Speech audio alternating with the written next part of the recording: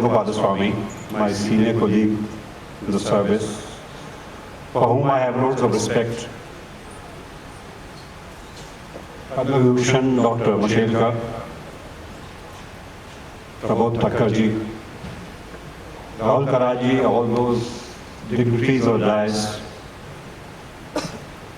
ladies and gentlemen, and my young friends.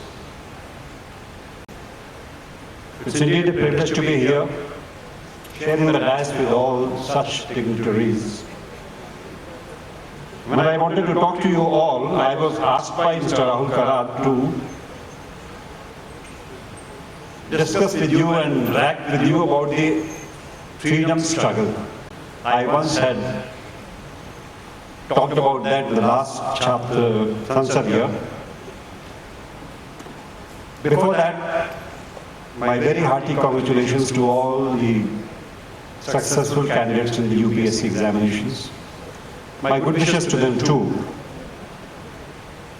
for the journey that they are going to embark on.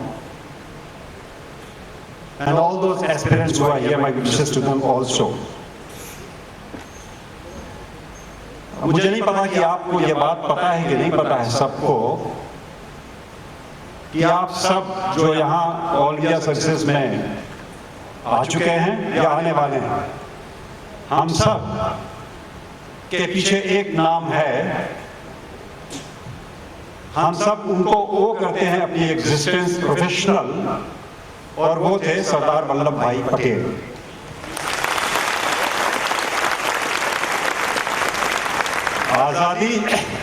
आजादी के बाद जब ये discussion शुरू हुआ कि ऑल इंडिया सर्विसेज को रखा जाए या खत्म किया जाए, तो आईसीएस और इंडियन पुलिस, आईपी, इन सबको अबॉलिश करने के लिए इतना जोर था, क्योंकि इस देश के लोग समझते थे और नेता भी ये समझते थे कि ये सर्विसेज तो सिर्फ हमको एक्सप्लॉइट करने के लिए बनी थी।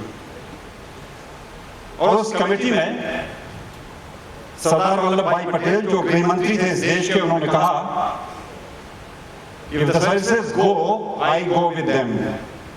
मैं इस्तीफा दे दूंगा। और नतीजा ये कि उनका विरोध करने की हिम्मत किसी की नहीं हुई और ऑल इंडिया सर्विसेज थोड़ा नाम बदल के आईसीएस की जगह आईएएस हो गया, आईपी की जगह आईपीएस हो गया, और ये सर्विसेज फिर से दोबारा शुरू हो गई। जो उम्मीदें उन्हें थी, और ये सब रिकॉर्ड पे है, वो उम्मीद करते थे कि ये सर्विस है ही नहीं, ये जॉब नहीं है। दरअसल ये नेशन बिल्डिंग के प्रोसेस में पार्टिसिपेट करने के लिए एक प्लेटफॉर्म है, और ये वही था और वही है। ऑल इंडिया सर्विसेज में आप जो लोग अभी आ गए हैं और जो आगे आने की सोचते हैं, उन्हें मैं ये बात कहना चाहूंगा, खास तौर से आजादी की लड़ाई खत्म हुई होगी कभी, लेकिन एक बड़ा हिस्सा आजादी की लड़ाई का अभी जारी है, चल रहा है, और आगे चलना पड़ेगा उससे।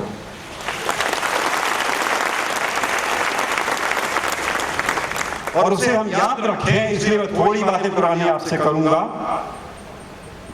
क्योंकि जब किसी देश का नौजवान जगता है तो देश बदलता है। सिर्फ बदलता ही तब है जब देश का नौजवान जगता है। पहले कभी जब देश के नौजवान जगे थे, और अगर वो नाम गिनाना हम शुरू करें तो शाम हो जाएगी, 2-4 नाम आपके आगे लूंगा। अरविंदो घोष, आपको पता उनका बचपन का नाम क्या था? अरविंदो एक्रोयड घोष।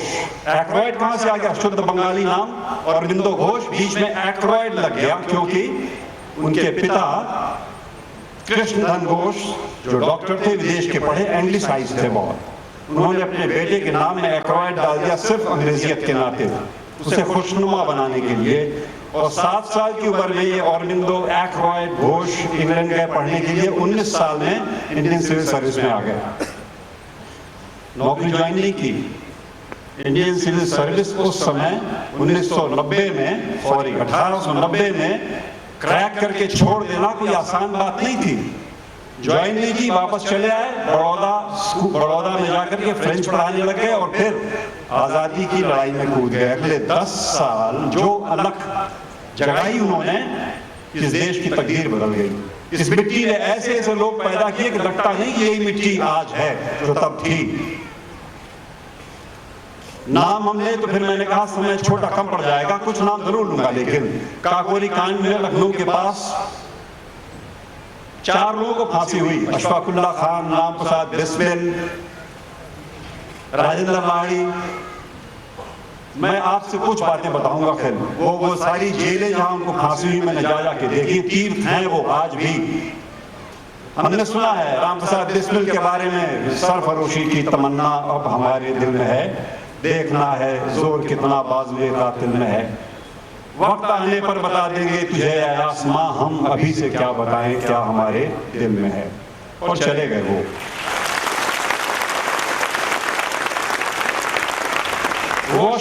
अशफाकुल्ला खान 27 साल की उम्र में जब फांसी हुई फैजाबाद जेल में, अभी मैंने सुना हमारे एक नए दोस्त फैजाबाद के रहने वाले, गए नहीं होंगे कभी, जाके फैजाबाद जेल में वो जगह देखो, जा सकते हो, आपको रोक नहीं है, जहां फांसी लगी थी अशफाकुल्ला खान को, जो शाहजहांपुर के बड़े सम्रांत परिवार के नवयुवक, उनकी लिखी एक चिट्ठी मेरे पास है, नेशनल आर्काइव से निकाली हुई, ऐसी चेस्ट इंग्लिश। वो कहते हैं कि I am not going to die, I am going to live like heroes in the heart and mind of the people of this country. बढ़िया अंग्रेजी की लिखी वो चिट्ठी अशफाकुल्ला खान। 27 साल की उम्र में फांसी लगी और फांसी के दिन उनसे अंतिम इच्छा पूछी गई उनकी। आज दीवारों पे लिखी है फैजाबाद जेल की उनकी अंतिम इच्छा। और क्या कहते हैं वो, कोई आरज़ू नहीं है, कोई आरज़ू नहीं है, ऐ आरज़ू तो बस ये रख दे कोई जरा सी खाके वतन कफन में।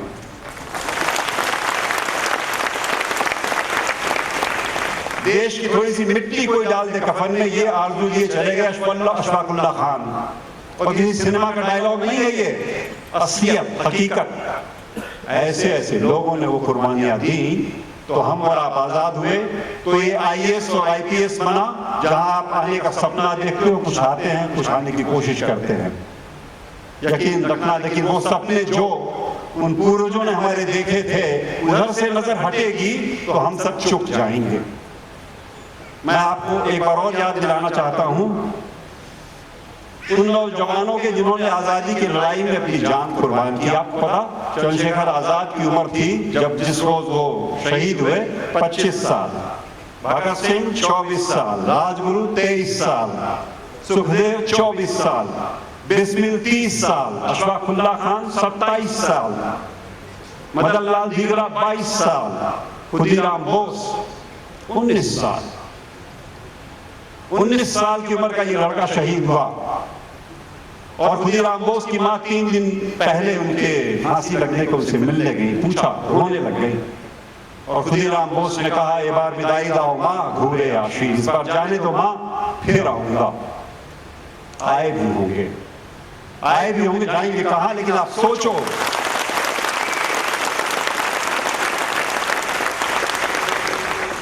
जो सपना उन्होंने देखा था वो पूरा हो गया क्या?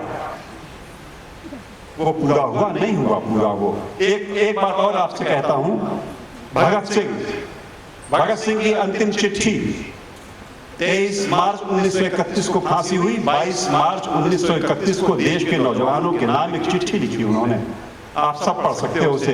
राहुल जी ने रिक्वेस्ट करने को चिट्ठियां बंटवाई हैं MIT में, जिसमें वो कहते हैं, एक गर्व की बात करते हैं कि मुझे आजकल अपने पे बहुत गर्व है, मुझसे अधिक भाग्यशाली कौन होगा, बड़ी बेताबी से इंतजार है उस घड़ी का।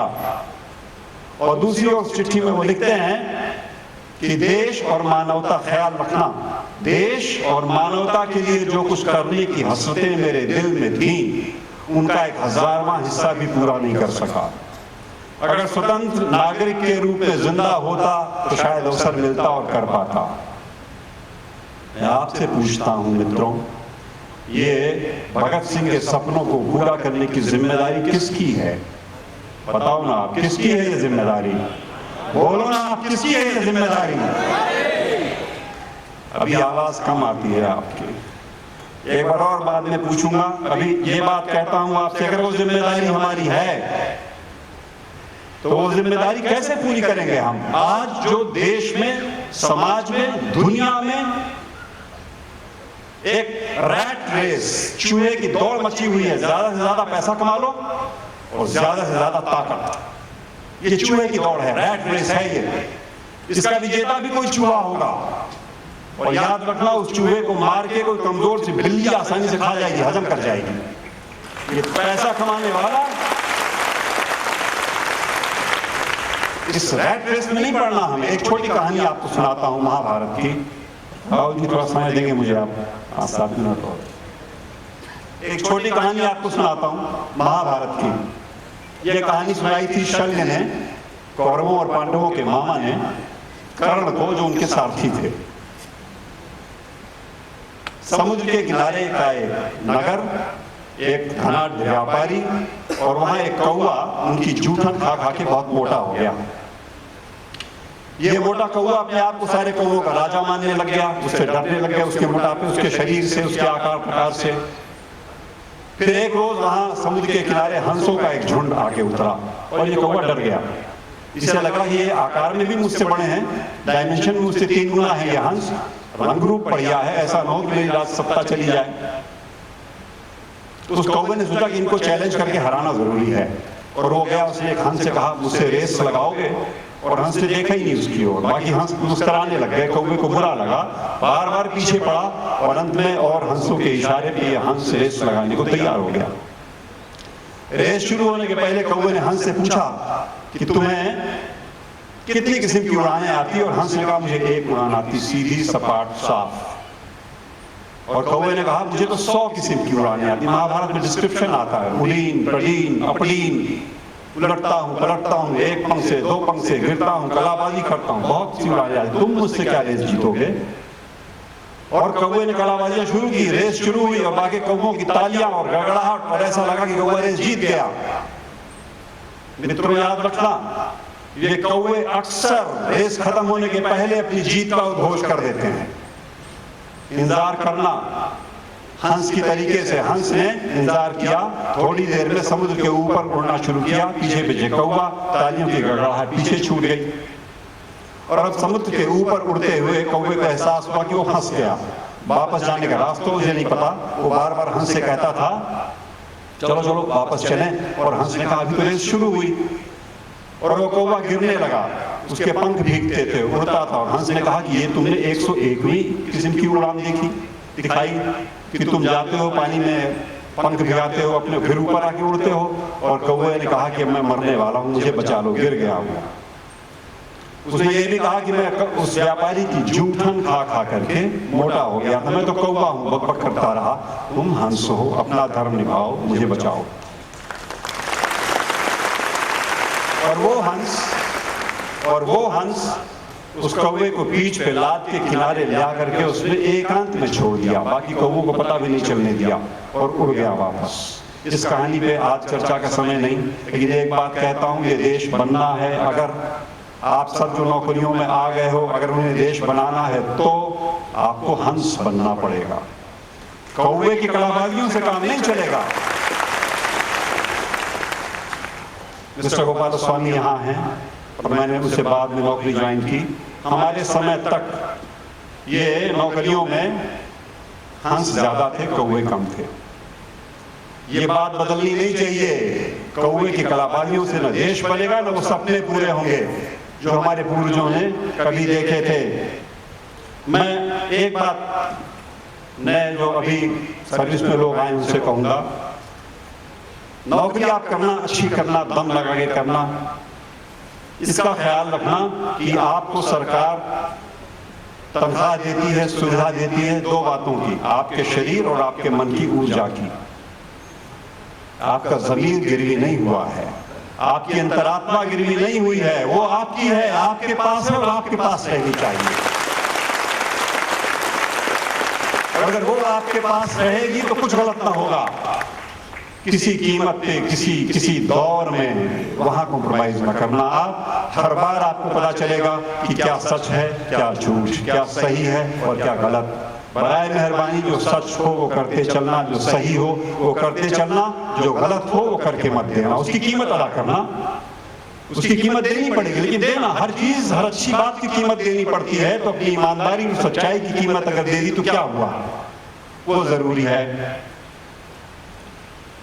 अभी बात की गई थी मानसिक रोगियों के इलाज के मैं आपसे शेयर करना चाहूँगा कि 152 मानसिक रोगियों के इलाज हम लोगों ने कराए, कुछ दोस्तों ने मिलकर के लखनऊ में। मेरी ज़िंदगी का सबसे खुशनुमा लम्हा मेरी नौकरी में नहीं है, वो राष्ट्रपति पदकों में नहीं है, उस एक मोमेंट में है जब एक वो आदमी जिसे कि हमने उठाया, 2 साल इलाज कराया, घर मिलता नहीं था उसका, हारून नाम था उसका, और 2 साल बाद उसका अता पता चला तो उसका फादर लेने आया, मुस्तफा, दिल्ली से, लखनऊ में, और मेरे घर मुझसे मिलने आया। तो मेरे घर की बाहर चौखट पे उसने माथा पक्की चौखट पे ऐसे मारा कि आवाज हुई, और मैंने रोका, मना किया, तो वो खड़ा हुआ, कृतज्ञता की प्रतिमूर्ति जिसे कहते हैं, ग्रेटिट्यूड पर्सोनिफाइड, कांपता हुआ शरीर, आंखों में आंसू, थरथराते हुए होंठ, और एक बात कहता था बार बार, वो और फरिश्ते कैसे होंगे।